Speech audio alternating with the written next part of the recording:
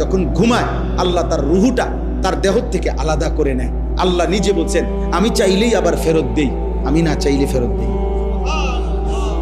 আল্লাহু ইয়াতাওয়াফাল আনফুসা হিনা মাউতিহা ওয়াল্লাতী লাম তামুত ফী মানামিহা ফায়ুমসিকুল্লাতী কাদা আলাইহাল মাউত ওয়া ইউরসিলুল উখরা ইলা আজালিন মুসাম্মা। এরপরে আল্লাহ কি সুন্দর করে বলছে, তবে শোনো বান্দা, প্রতিবার যদিও আমি রুহুটা ফেরত দেই ঘুম থেকে জাগবার সময়, কিন্তু এইটাও ইলা আজালিম মুসাম্মা, একটি নির্দিষ্ট সময় পর্যন্তই ফেরত দিচ্ছি। এই ফেরত দিলেও তুমি ধোঁকা খাইও না যে কোনোদিন আটকাবো না, না সত্যি সত্যি একদিন রুহুটা একবার নেব আজরাইল দিয়া, আর কোনোদিন ফেরত দেব না।